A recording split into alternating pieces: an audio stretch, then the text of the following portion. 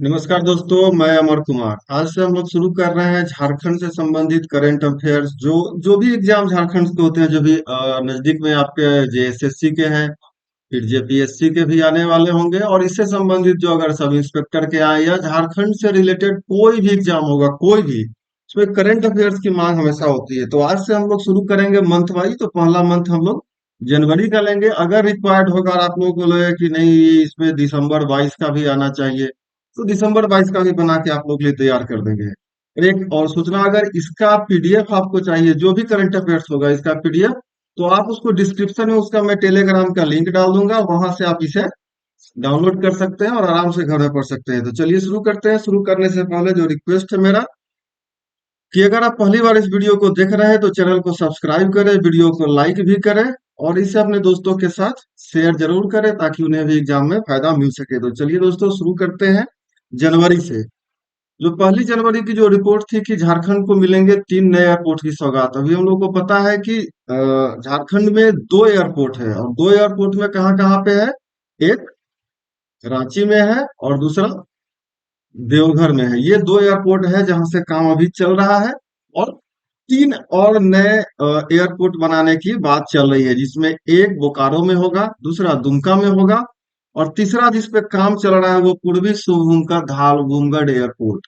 तो आप देख सकते हैं कि धालभूमगढ़ एयरपोर्ट का ये एक 3D डिजाइन है जो बनाया गया है, और ये बोकारो का है। तो काम चल रही है।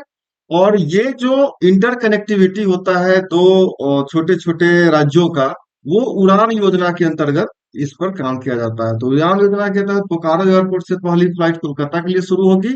इसके लिए स्पाइस जेट जो बात हो गई है, और बाद में पटना बोकारो के लिए फ्लाइट शुरू होगी। तो उड़ान का फुल फॉर्म क्या है ये थोड़ा जान लेते हैं। पूरे देश के आम नागरिक, इसे हम लोग कहते हैं उड़ान योजना। और ये दो राज्यों के बीच में रीजनल कनेक्टिविटी स्कीम है, जो 27 अप्रैल 2017 को प्रधानमंत्री मोदी जी के द्वारा इसे शुरुआत किया गया था। और जो पहली उड़ान स्कीम की फ्लाइट थी वो दिल्ली से शिमला के लिए थी। ठीक है, तो अब अगर ये सारे एयरपोर्ट बन जाएंगे तो झारखंड में 5 हो जाएंगे। वर्तमान में 2 है, यानी कि 3 नए एयरपोर्ट और जुड़ने वाले हैं। याद रखना है, बोकारो और दुमका, और पूर्वी सिंहभूम के धालभूमगढ़ में। आते हैं अगले। एक और बताया गया है कि जो अभी बच्चों को गोद लेने का जो सिस्टम है, उसमें थोड़ा सा बदलाव किया गया है। और उस बदलाव में किया गया है कि गोद लेने के लिए अब सिविल सर्जन से मंजूरी लेनी होगी।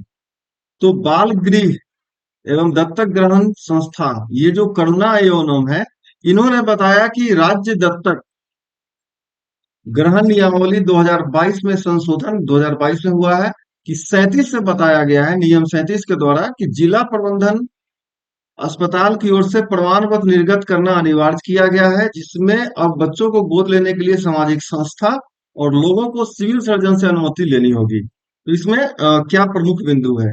अगर किसी परिचित नर्सिंग होम, अस्पताल या किसी एनजीओ से बच्चों की सूचना मिलती है तो उसके आधार पर बच्चों को गोद नहीं ले सकते। इसके तहत सिविल सर्जन द्वारा बनाया गया मेडिकल बोर्ड पहले बच्चों को देख समझकर उसका भौतिक सत्यापन यानी फिजिकल टेस्ट करेगा कि बच्चा सामान्य कैटेगरी का है या फिर किसी विशेष चीज से बिलोंग करता है। उसके बाद ही आप ले पाएंगे। ठीक है, इसके संबंधित एक कानून भी है, उसको आपको याद रखना होगा, क्योंकि जब आप आगे पढ़ेंगे तो बताया जाएगा। राज्य के बाल गृह दत्तक ग्रहण संस्थान ने इन्होंने सिविल सर्जन कार्यालय को पत्र लिखकर दिशा निर्देश के अनुरूप प्रमाण पत्र निर्गत करने का आग्रह किया है, कि कोई भी परिवार अगर किसी बच्चे को गोद लेना चाहता है तो उसे इस प्रक्रिया से गुजरना होगा।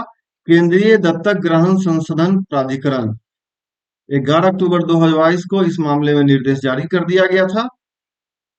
और जो ये करुणा एनएमओ है, ये मुख्य रूप से अनाथ बच्चे, छोड़ दिए गए, आत्मसमर्पण करने वाले बच्चों को गोद दिलाने के लिए काम करती है। और देश में लगभग 3 करोड़ 10 लाख अनाथ बच्चे हैं जो अनाथालयों में अलग अलग राज्यों में हैं। और जटिल कानूनी प्रक्रिया के कारण पिछले 5 सालों में, केवल 5 सालों में, 16,353 बच्चों को ही गोद लिया जा सका है। बाद बाकी बच्चे जो हैं वो अभी भी अनाथालय में एज इट इज अपना समय व्यतीत कर रहे हैं। ठीक है, तो झारखंड में यह नियम लागू कर दिया गया है कि अब अगर बच्चा गोद लिया जाएगा तो वो जो राज्य के सिविल सर्जन होंगे हर जिले के, उनसे अनुमति लेनी होगी। नेक्स्ट है, कोडरमा और चतरा में खुलेगा रीजनल ड्राइविंग ट्रेनिंग सेंटर। ठीक है, जो कमर्शियल व्हीकल होता है, या जो हम लोग हेवी व्हीकल जिसको कहते हैं, जिसमें आप ट्रक वगैरह समझ लीजिए, ट्रक से इसके लिए झारखंड में अभी केवल एक ही मोटर ड्राइविंग ट्रेनिंग सेंटर है जो सरकारी है, और वो है धनबाद जिला में। यानी कि किसी व्यक्ति को हेवी व्हीकल मोटर ड्राइविंग का लाइसेंस लेना है तो उसे धनबाद में जाकर के टेस्ट देना होगा, और वहां से जो लाइसेंस मिलेगा उससे वो उनको लाइसेंस दिया जा सकता है।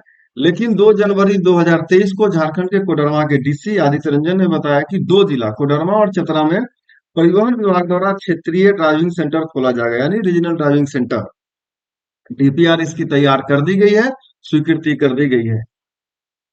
तो कोडरमा के जयनगर और चंदवारा के करौंजिया में दो जगहों पर जमीन चिन्हित की गई है, और यहीं पे वो बनाया जाएगा। तो अभी हम लोगों ने बात कर लिया कि वर्तमान में झारखंड में सिर्फ धनबाद जिले में heavy vehicle motor training centre सरकारी तौर पर संचालित है, और हैवी व्हीकल का लाइसेंस लेने के लिए धनबाद में ट्रायल लिया जाता है, इसके बाद लाइसेंस जारी किया जाता है। ठीक है। तो चूंकि एक ही जगह राज्य में है, तो दो और जगह हो जाएंगे, तो कुल मिलाकर के तीन जगह काम करने लगेंगे। तो श्रम नियोजन प्रशिक्षण कौशल विकास विभाग के अंतर्गत ये आता है, ट्रेनिंग सेंटर। ठीक है, ट्रेनिंग सेंटर श्रम नियोजन प्रशिक्षण कौशल विभाग के अंतर्गत आएंगे, जिसके मंत्री हैं सत्यानंद भोक्ता। जो बैपिक इंडिया प्राइवेट लिमिटेड, ये एक पीपीपी मोड पे काम करने के लिए संस्था है जो इस काम को करेगी। ठीक है, तो ये तैयार रखना है इस बात को कि दो तीन चीजें याद रखनी है कि अभी एकमात्र धनबाद में है, दो और खुलेगी कोडरमा और चतरा में, तो कुल तीन हो जाएंगे। और जो ट्रेनिंग दिया जाएगा वो ट्रेनिंग की बात है, डिपार्टमेंट की नहीं। डिपार्टमेंट जब बात करेंगे मोटर व्हीकल का, तो वो आ जाएगा परिवहन मंत्रालय में, लेकिन ट्रेनिंग जो होता है वो श्रम नियोजन प्रशिक्षण कौशल विभाग से होता है, और इसके मंत्री हैं सत्यानंद भोक्ता। ठीक है, आते हैं अगले। Jamshedpur national clean air programme में शामिल, ये केंद्र सरकार के द्वारा एक प्रोग्राम चला जाता है जो राज्यों हर राज्यों के अलग अलग शहरों की रैंकिंग करती है, जिसमें जमशेदपुर को भी शामिल कर लिया गया है। ठीक है, तो 3 जनवरी 2023 को जो जमशेदपुर के विशेष पदाधिकारी हैं, स्वच्छता भारत अभियान के तहत जो नेशनल क्लीन एयर प्रोग्राम में जमशेदपुर को शामिल किया गया है। इसके अलावा राज्य से रांची और धनबाद भी इसमें शामिल है। भगवान जाने धनबाद सबसे प्रदूषित शहरों में होने के बाद भी इसमें क्यों शामिल किया गया है। फिर भी जो स्वच्छ भारत अभियान के तहत केंद्र सरकार जमशेदपुर को नेशनल क्लीन एयर प्रोग्राम के लिए लगभग 50 करोड़ रुपया का अग्रिम आवंटन किया है। और इस काम के लिए जो जमशेदपुर के इस काम के लिए जो स्वच्छ भारत मिशन के तहत है, clean national clean air programme, इस योजना में बीआईटी मिश्रा के साथ एमयू किया गया है। बीआईटी मिश्रा का काम है यह पता लगाने के लिए कि किस सोर्स से प्रदूषण हो रहा है। ठीक है, तो इसे याद रखना है कि ये जो नेशनल क्लीन एयर प्रोग्राम में जमशेदपुर शामिल हुआ है, इसके लिए जो उसकी नोडल एजेंसी है वो है बीआईटी मिश्रा, जिसको यह काम दिया गया है कि वो पता लगाए कि जमशेदपुर में किस सोर्स से प्रदूषण ज्यादा फैल रहा है। ठीक है, आते हैं अगले प्रश्न पे। डीवीसी की ओर 2200 मेगावाट क्षमता का सौर ऊर्जा प्लांट लगाया जाएगा। याद रखना है, सौर ऊर्जा, ये थर्मल नहीं है और ये हाइड्रो भी नहीं है, ये सौर ऊर्जा है। डीवीसी यानी कि दामोदर वैली कॉर्पोरेशन अपने कमांड एरिया में, झारखंड के हर एरिया में डीवीसी नहीं है, डीवीसी का एक कमांड एरिया है, उसके आगे वो ये काम नहीं कर पाएंगे। तो 2000 मेगा फ्लोटिंग सोलर प्लांट लगाया जाएगा। जब फ्लोटिंग सोलर प्लांट की बात हो रही हो, तो रांची में एक डैम है, गेतलसूद डैम, इसे याद रखना है। यहाँ पे झारखंड बिजली वितरण निगम लिमिटेड के द्वारा भी फ्लोटिंग सोलर पावर प्लांट लगाने के लिए बात की जा रही है, और लगभग उस पे काम आगे चल रहा है। तो डीवीसी कहाँ लगाएगा? मैथन, तिलैया और पंचेत डैम में 600 मेगावाट की क्षमता का फ्लोटिंग सोलर प्लांट लगाया जाएगा। इसके अलावा कोलार कोनार डैम में 200 मेगावाट का और 200 मेगावाट का सोलर प्लांट फील्ड में लगाया जाएगा। फील्ड में लगाने का मतलब है कि वो रूफटॉप होगा, वो खाली जगह पे कहीं भी लगाया जाएगा। उल्लेखनीय है कि तिलैया डैम डीवीसी द्वारा निर्मित यह पहला बांध और हाइड्रो इलेक्ट्रिक पावर स्टेशन है जो कि बराकर नदी पर बनाया गया है। ये आप पढ़ चुके होंगे। यह बांध 1200 फीट लंबा और 99 फीट ऊंचा है। इसके साथ एक बड़ा अच्छी स्थिति जुड़ी हुई है कि यहीं पे अंडरग्राउंड पावर स्टेशन है। ठीक है, अंडरग्राउंड पावर स्टेशन, यह बांध पूरे दक्षिण पूर्व एशिया में अद्वितीय है, और मैथन डैम बराकर नदी के तट पर स्थित है। ये हम लोग जानते हैं, आप इसे पढ़े होंगे। इसमें कुछ बताना नहीं है विशेष। पंचायत बांध झारखंड के धनबाद जिले के पंचायत क्षेत्र में दामोदर नदी पर बनाया गया है। इसका उद्घाटन 1959 में किया गया था। पंचायत बांध 4 मल्टी प्रयोजन बांधों में से चौथा है जो डीवीसी के पहले चरण में आता है। तो याद रखना है कि डीवीसी 2200 मेगावाट का प्लांट तो लगाएगा, लेकिन वह है सोलर पावर प्लांट। झारखंड के किसानों के लिए बनेगा चेंबर ऑफ फार्मर्स। ठीक है, जो व्यवसायी होते हैं उसके लिए बनता है चेंबर ऑफ कॉमर्स। तो फार्मर्स के लिए क्या बनेगा? Chamber of farmers. ठीक है, और व्यवसायियों के लिए चेंबर ऑफ कॉमर्स। तो सबसे पहले राज्य के धनबाद जिले में किसानों के लिए चेंबर ऑफ फार्मर्स बनाया जाएगा। इसको बताने के लिए सबसे पहले आगे हमारे पास जो एक फैक्ट आ रहा है कि उद्यान निदेशक कौन है? निशा उरांव। और अगर निशा उरांव मैडम के बारे में आप जानते हो तो कमेंट बॉक्स में बताएं। इनके पिताजी झारखंड में एक संवैधानिक पद पे वर्तमान में पदस्थापित है। ठीक है, निशा उरांव। धनबाद में वन डिस्ट्रिक्ट वन प्रोग्राम के तहत इस वर्ष मोटे अनाज के उत्पादन एवं मार्केटिंग पर फोकस होगा, जिसके लिए चैम्बर ऑफ फार्मर्स का गठन किया जाएगा। मोटा अनाज का मतलब है जो 2023 में मिलेट ईयर बनाया जा रहा है केंद्र सरकार के द्वारा, मिलेट ईयर। ठीक है, मोटे अनाज का वर्ष, उसी के तहत ये काम किया जा रहा है। तो उद्यान निदेशक के द्वारा सभी डीसे को इसके बारे में कह दिया गया है कि आप बनाइए, और 210 लाख रुपए अनुदान के रूप में भी स्वीकृत कर दिया गया है। चेंबर ऑफ फार्मर्स करेगा क्या? ठीक है, इसका उद्देश्य है किसान एवं व्यवसायियों के बीच मार्केट लिंकेज की संभावना को बढ़ावा देना है। यानी कि जो अभी किसान है और व्यवसायी हैं, इनके बीच में जो व्यक्ति होते हैं उनको हटाने का ये बात किया जा रहा है कि किसान डायरेक्ट व्यवसायी से संपर्क करे। वही होगा चेंबर ऑफ फार्मर्स का मूलतः, जहां तक मैं समझ पा रहा हूँ कि ये चेंबर ऑफ फार्मर्स का गठन किया जा रहा है। ठीक, चेंबर्स और कमेटी गठित कर दी गई है। इसमें कुछ विभागीय अधिकारियों के अलावा प्रगतिशील किसानों को शामिल किया जाएगा। तो याद रखना है कि चेंबर ऑफ फार्मर्स, और चूंकि चेंबर ऑफ फार्मर्स के गठन की बात बजट में भी की गई थी, तो एक दिन बजट के ऊपर भी एक वीडियो बनाएंगे कि बजट में कौन कौन सी योजनाएं के बारे में सरकार द्वारा बात की गई थी।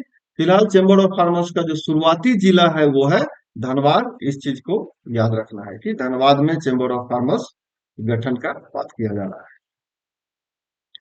एक झारखंड में जो सबसे ज्यादा सेंसिटिव बात रही कुछ समय पूर्व, वो है कि सम्मेद शिखर को इको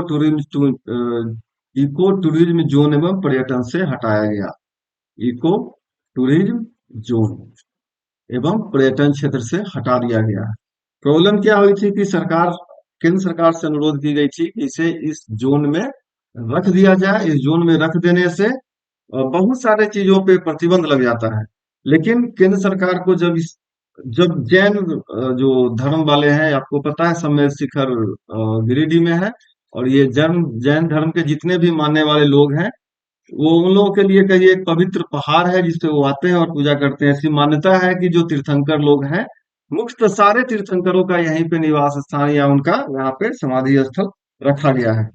ठीक है, इस चीज को याद रखना है कि ये गिरिडीह जिले में सम्मेद शिखर भगवत जी है और ये जैन धर्म से जुड़ा हुआ है।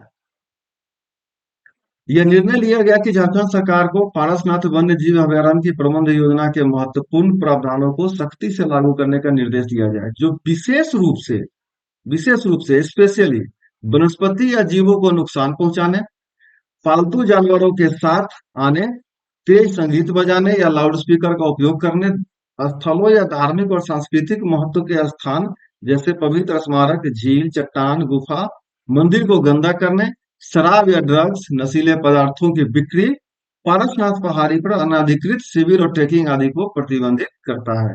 तो याद रखना है कि संवेद शिखर पारसनाथ पहाड़ी पे है और ये गिरिडीह जिला में अवस्थित है।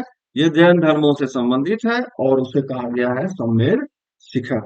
ठीक है, इस चीज को हमें याद रखना है। तो झारखंड सरकार को यह निर्देश दिया गया है कि आप इस पे कड़ाई से पालन करें, और यह पर्यावरण संरक्षण अधिनियम 1986 के तहत काम किया जा रहा है। तो किस एक्ट के तहत है? पर्यावरण संरक्षण अधिनियम 1986। और इसी नियम के एक धारा 3 में यह बताया गया है कि राज्य सरकार एक निगरानी समिति का गठन करेगी जो इन चीजों पर ध्यान रखेगा। और निगरानी समिति में कौन कौन होंगे? जन समुदाय के 2 सदस्य और स्थानीय आदिवासी समुदाय के 1 सदस्य, यानी कि 3 सदस्यीय एक समिति का गठन किया जाएगा, जो निगरानी समिति में अस्थायी आमंत्रित रूप में रखा जाएगा, जिसे महत्वपूर्ण हितधारकों द्वारा उचित भागीदारी और निरीक्षण किया जा सके। यानी कि ये जो घटनाएं यहाँ पे है, इसको नियंत्रित या उसको देखने के लिए ये 3 सदस्यीय समिति का गठन किया जाएगा। राष्ट्रपति ने कोडरमा जिला प्रशासन को दिया डिजिटल अवार्ड। ये हम लोग जनवरी का ही कर रहे हैं। इसके बाद फरवरी में आएंगे, फिर मार्च अप्रैल में, ऐसे कर करके वीकली वीकली जल्दी करके इसको हम लोग कवर कर लेंगे। तो 7 जनवरी 2023 को नई दिल्ली के विज्ञान भवन में आयोजित कार्यक्रम में राष्ट्रपति Draupadi Murmu grass root level पे, ग्रास रूट लेवल का मतलब समझिए, जमीनी स्तर पे, जमीनी स्तर पे आम लोगों को, खासकर युवाओं को कंप्यूटर की जानकारी उपलब्ध करवाने के लिए किए गए बेहतर कार्य के लिए झारखंड के कोडरमा जिला प्रशासन को डिजिटल इंडिया अवार्ड से सम्मानित किया गया है। तो कोडरमा के डीसी कौन है? डीसी है आदित्य रंजन।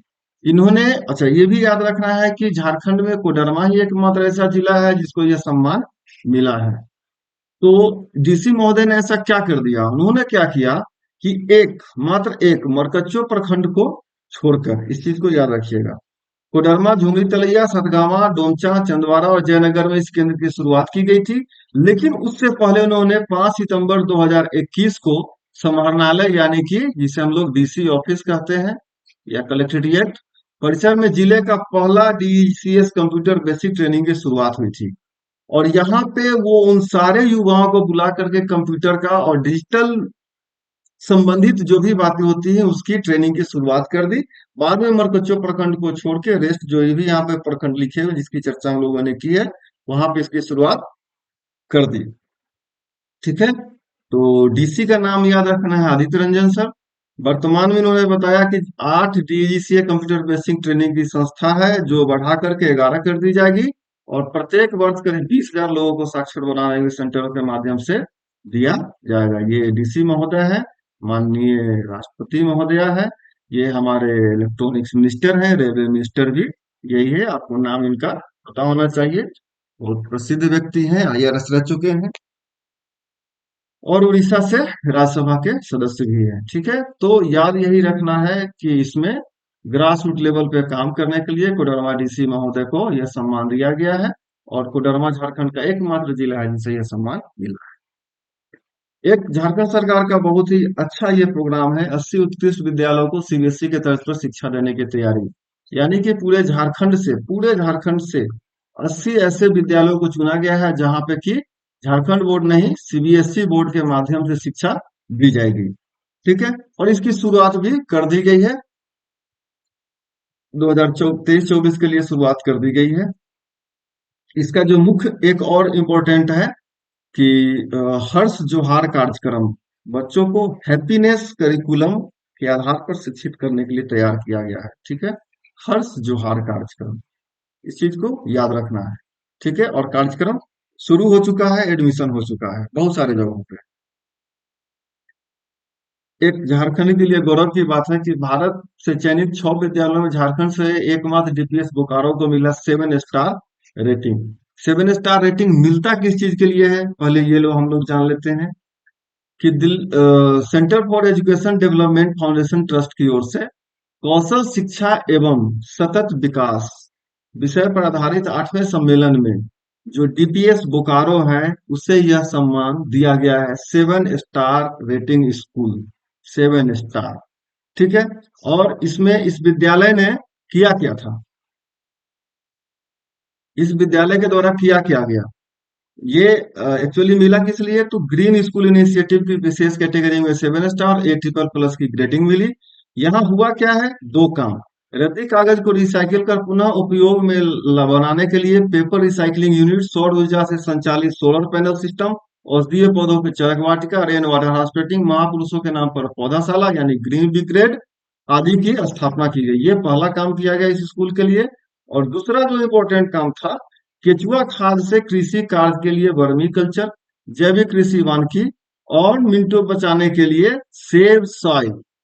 ठीक है, सेव सॉइल बच्चों के प्रकृति पोषण से जोड़े रखने के लिए फुलवारी, विभिन्न अवसरों पर पौधारोपण और स्वच्छता अभियान जैसे ये कार्यक्रम चलाए गए हैं। ठीक है, और ये इनको उत्तर प्रदेश में ये पुरस्कार दिया गया था।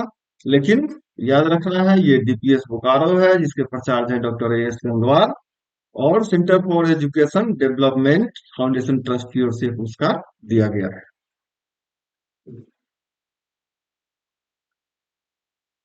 रांची मौसम केंद्र भारत का सर्वश्रेष्ठ मौसम केंद्र घोषित कर दिया गया है। यानी कि 15 जनवरी 2023 को नई दिल्ली में मौसम भवन में वृष्टि सभागार में भारत मौसम विज्ञान विभाग 148वें स्थापना दिवस के अवसर पर रांची मौसम केंद्र को भारत का सर्वश्रेष्ठ मौसम विज्ञान केंद्र घोषित किया। ठीक है। और मौसम केंद्र, रांची मौसम केंद्र के प्रमुख कौन है? अभिषेक आनंद, जो ये पुरस्कार हासिल किए हैं। ठीक है, इस चीज को याद रखना है। झारखंड का पहला बर्तन बैंक खुला। मूलली इस बर्तन बैंक के तहत ये गुमला में खोला गया है।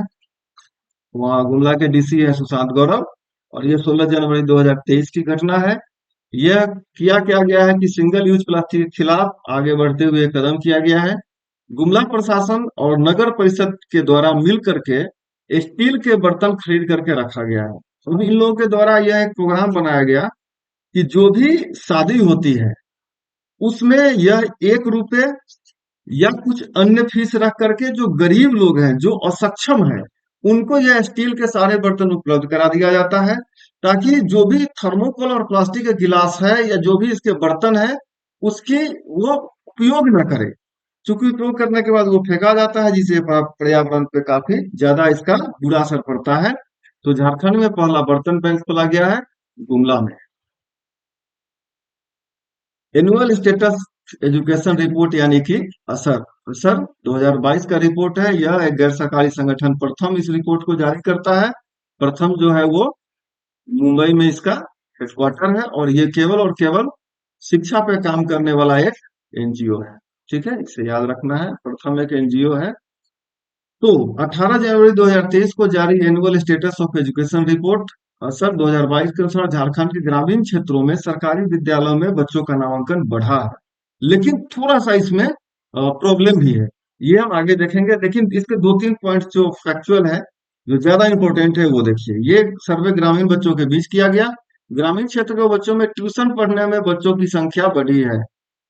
मैं ऐसा व्यक्तिगत रूप में मानता हूँ, लोक प्रशासन का विद्यार्थी अभी भी हूँ, इस कारण से कि जब सरकारी स्कूल के बच्चे ट्यूशन पढ़ रहे हो तो समझिए वहां के शिक्षक शिक्षा देने में असफल हो रहे हैं। तो ये शिक्षकों की जिम्मेदारी होती है कि वो बच्चों की इस प्रकार की शिक्षा दें कि वो ट्यूशन पढ़े ही ना। फिलहाल इस रिपोर्ट के अनुसार कक्षा 3 के 4%, 4% बच्चे अक्षर नहीं पहचान पाते हैं। और इसी रिपोर्ट के अनुसार झारखंड में अंग्रेजी की पढ़ाई में बच्चे कमजोर हैं। कक्षा 3 के 8% बच्चे अंग्रेजी के वाक्य नहीं पढ़ सकते हैं।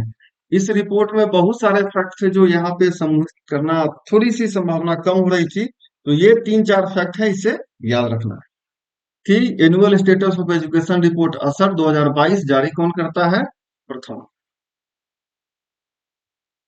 अरविंद वर्णवाल ने केदारकांठा पर्वत की 12,050 फीट ऊंची चोटी पर तिरंगा फहरा दिए हैं। ये जामतारा के रहने वाले अरविंद वर्णवाल हैं, जो हिमालय पर्वत श्रृंखला की केदारकांठ पर्वत पे 1250 फीट पे गणतंत्र दिवस के अवसर पर ये तिरंगा फहरा के झारखंड का नाम रोशन किए हैं। ये 8 राज्यों से, पूरे भारत के वर्ष के 8 राज्यों से 30 लोग यहाँ पे गए थे, जिसमें वह झारखंड को प्रतिनिधि कर रहे थे। 15 जनवरी से उनकी यात्रा देहरादून देहरादून से शुरू होती है, जो 220 किलोमीटर के सफर को 10 घंटे में उन्होंने पूरा किया। फिर ब्रेक लेकर के 16 जनवरी को दूसरे दिन केदारकंठ के 9,100 फीट पर पहले बेस कैंप में पहुंचे, और 17 जनवरी को तीसरे दिन 11,250 फीट पर दूसरे बेस कैंप में, और उसके बाद 18 जनवरी को सुबह 7 बजे केदारकंठा की सबसे ऊंची चोटी पर पहुंच के तिरंगा फहरा के वो झारखंड का नाम रोशन कर चुके हैं। ये है अरविंद वर्णवाल। झारखंड में मोटे अनाज की खेती को मिलेगा बढ़ावा। ठीक है, बात कर चुके हैं कि भारत सरकार 2023 को मिलेट्स ईयर के रूप में मना रहा है, तो झारखंड सरकार भी इस पे कार्य कर रही है। चूंकि झारखंड में रागी के उत्पादन की अच्छी संभावना है, और अच्छी रागी का उत्पादन झारखंड में होता भी है। एपेटा की रिपोर्ट के अनुसार झारखंड में 15,000 टन के करीब रागी का उत्पादन होता है। वित्तीय वर्ष 17-18 में 18 हजार टन के करीब उत्पादन हुआ था। तो ये एपीडा है क्या? APEDA, APEDA, agricultural and processed food products export development authority. ये 1985 में एक संसदीय अधिनियम द्वारा भारत सरकार द्वारा बनाया गया था। ठीक है। राज्य में बरसों पहले से मोटे अनाज की खेती हो रही है। अगर आप झारखंड के भूगोल को पढ़ते होंगे और इकोनॉमिक्स को, तो आपको पता होगा कि झारखंड शुरू से अनादि समय से ही मोटे अनाज की खेती करता रहा। उसका जो सबसे बड़ा कारण है कि झारखंड में बारिश कम होता है। तो बारिश कम होने के कारण झारखंड के लिए मोटे अनाज की खेती कारगर, काफी कारगर साबित होगी।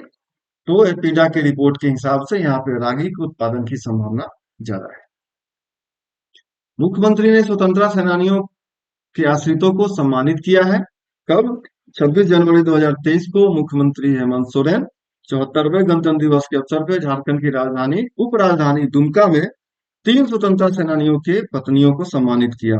पहले स्वतंत्रता सेनानी है स्वर्गीय धनेश्वर मंडल। ये कहाँ के हैं? सरियाहाट प्रखंड के दुमका के रहने वाले हैं। दूसरे स्वतंत्रता सेनानी है स्वर्गीय पतलू राय। ये कहाँ के हैं? ये सरियाहाट के हैं, प्रखंड है इनका, और जिला दुमका। तीसरे जो स्वतंत्रता सेनानी है वो है स्वर्गीय दशरथ राय। ये जिला दुमका के हैं। ये सब के सब दुमका के हैं। और चूंकि ये स्वतंत्रता सेनानियों के साथ साथ हम लोग को पता होता है कि जो भी 26 जनवरी या 15 अगस्त का अवसर आता है, तो जो भी पुलिस विभाग से काम करने वाले लोग होते हैं उनको सम्मानित भी किया जाता है। तो उसमें बहुत सारे लोगों को है, जितनी झांकी निकलती है उसको भी सम्मानित किया जाता है। उसमें सारे लोगों के बारे में यहाँ पे वर्णन दिया गया है। ये एक अच्छा काम करना चाहिए। इससे कम से कम परिवार वालों को पता चलता है कि जो उसके परिवार के सदस्य देश की रक्षा के लिए वीर गति को प्राप्त होते हैं, तो उन्हें सम्मान तो मिलना चाहिए। डीएवी बोकारो की आना सिन्हा और Ishan Kumar Jha inspire India award के लिए चयनित किए गए हैं। ठीक है। भारत सरकार के विज्ञान एवं प्रौद्योगिकी मंत्रालय की ओर से इंस्पायर इंडिया के लिए डीएवी स्कूल सेक्टर 6 बोकारो, कक्षा 6 की आना सिन्हा और कक्षा 6 क्लास 6 के ईशान कुमार झा का चयन हुआ है। दोनों प्रतिभागी विज्ञान व तकनीकी की सहायता से समाज राष्ट्र के प्रतिनिधित्व करेंगे। तो आना सिन्हा ने कौन सी खोज की थी? पोर्टेबल एंड फोल्डिंग टेबल विषय पर अपनी खोज पूर्ण की। इनके द्वारा बनाया गया पोर्टेबल एंड फोल्डिंग टेबल विद्यार्थियों के पठन पाठन में उपयोगी है। सही पोस्टर में बैठ के और पढ़ाई करने के लिए इनकी खोज पूरी की गई है, पोर्टेबल और फोल्डिंग टेबल पे। ईशान कुमार झा जो क्लास 6 के हैं, इनके द्वारा क्या किया गया है? ये हैंड बैग्स विथ सेंसर बनाए। इसके माध्यम से बैग की चोरी होने पर सेंसर के माध्यम से तुरंत इसका पता चल जाता है। यदि अन्य जगह पर भी इसका प्रयोग होता है तो सेंसर के माध्यम से खोलने वक्त या रखते वक्त इसकी जानकारी मिल जाती है। तो जो आए दिन बैगों की चोरी होती है उसका समस्या ईशान कुमार झा प्राप्त कर चुके हैं। इसीलिए इनको इंस्पायर अवार्ड दोनों को मिला है। ठीक है। जो इंस्पायर अवार्ड में विद्यार्थी चयनित होते हैं उन्हें 10-10 हजार रुपए का नगद पुरस्कार दिया जाता है। और प्रत्येक राज्य से 1,000 स्टूडेंट को सिलेक्ट किया जाता है। Sorry sorry sorry sorry inspire award योजना के तहत जिला लेवल पर 10,000 और राज्य लेवल पर 1,000 स्टूडेंट को सिलेक्ट किया जाता है, जबकि पूरे देश से 1 लाख स्टूडेंट का चयन किया जाता है। इस योजना के तहत साइंस नेशनल लेवल पर जिस स्टूडेंट का चयन किया जाता है उसे नगद पुरस्कार राशि दी जाती है। वही उसमें से कुछ ऐसे जो विद्यार्थी होते हैं जिनका जो खोज होता है वो कुछ ज्यादा अच्छा होता है, सर्वश्रेष्ठ होता है, उसे स्टूडेंट्स को विदेश यात्रा करने का अवसर मिलता है। और यह पुरस्कार राष्ट्रपति महोदया के हाथों दिया गया है। तो ये है आना सिन्हा और यह है ईशान कुमार झा, डीएवी बोकारो सेक्टर 6 के विद्यार्थी। ये आज जब मैं वीडियो बना रहा हूँ, आज के डेट में जब मैं वीडियो बना रहा हूँ, तो इसके ऊपर रिपोर्ट आई है जो आज के अखबार को मैंने पढ़ा है। यानी कि 25 जुलाई को सरकार बताई है कि ये विधेयक एज इट इज जैसा विधेयक गवर्नर महोदय के द्वारा लौटाया गया है, ठीक उसी प्रकार से आर्टिकल 200 का प्रयोग करके राज्य सरकार गवर्नर के पास पुनः भेजेगी, जिसमें गवर्नर इस बात के लिए बाध्य है कि वो उस विधेयक पे साइन कर दे। लेकिन आर्टिकल 201 यहीं पे ये गवर्नर को अधिकार देता है कि यदि कोई ऐसा विधेयक जो हाईकोर्ट या सुप्रीम कोर्ट के किसी निर्णय के खिलाफ हो तो वह इस विधेयक को रिजर्व करके राष्ट्रपति के पास भेज सकते। तो आगे क्या होगा इसकी संभावना नहीं है, फिलहाल इस पे बात करते हैं कि झारखंड के स्थानीय व्यक्तियों की परिभाषा और परिणामी सामाजिक सांस्कृतिक और अन्य लाभों को ऐसे स्थानीय व्यक्तियों तक विस्तारित करने के लिए विधेयक 2022 को राज्यपाल ने वापस लौटाया। मूलतः यह विधेयक 29 जनवरी 2023 की बात है, जो राज्य सरकार के द्वारा पारित करके 1932 के खतियान के आधारित स्थानीय नीति पे यह लाया गया था। और जिस समय यह विधेयक लौटाया गया था उस समय यहाँ के गवर्नर थे राज्यपाल रमेश बैस।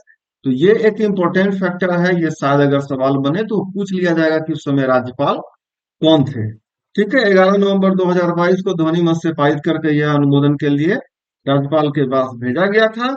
इस विधेयक में कहा गया था कि स्थानीय व्यक्ति वो लोग कहलाएंगे जो भारत के नागरिक होंगे और झारखंड की क्षेत्रीय और भौगोलिक सीमा में निवास करते हैं।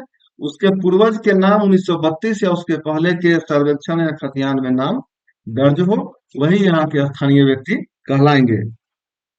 इस विधेयक में यह भी कहा गया था कि स्थानीय व्यक्ति ही राज्य में तृतीय एवं चतुर्थ श्रेणी की सरकारी नौकरी के हकदार होंगे। ठीक है, इस चीज को याद रखना होगा। लेकिन एक सुप्रीम कोर्ट का आदेश है, इस चीज को ध्यान रखिएगा कि स्थानीय व्यक्ति संबंधी जो प्रावधान है, खासकर नियोजन के मामले में, नियोजन के मामले में किसी प्रकार की शर्त लगाने का अधिकार केवल भारतीय संसद में निहित है।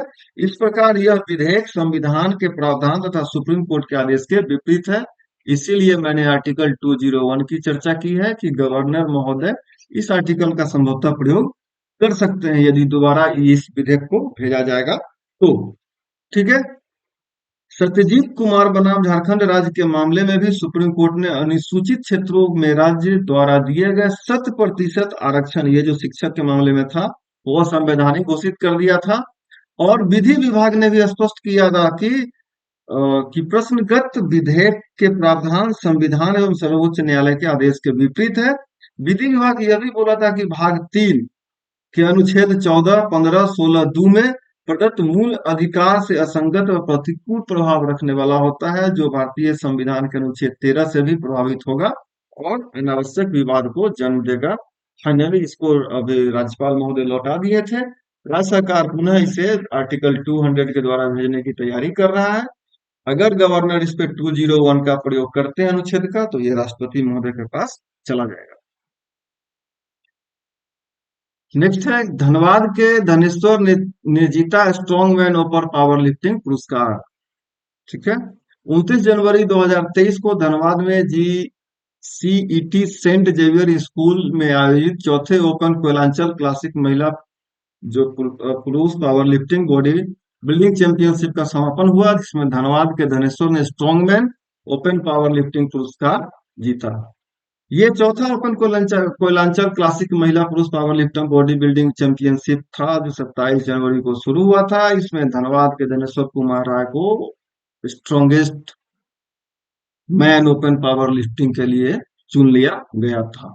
ठीक है, अगर अभी तक दोस्त वीडियो आप देख रहे हैं और शेयर नहीं किए हैं तो काइंडली इसे अपने दोस्तों के पास जरूर शेयर करें, इसे लाइक जरूर करें, और अगर पहली बार आप देख रहे हैं तो इसे सब्सक्राइब करना ना भूलें, ताकि और ज्यादा वीडियो आपको जब भी आए तो मिलता रहे। और बेल आइकन तो जरूर से दबा लें ताकि वीडियो आते ही सबसे पहले आपको सूचना मिल जाए।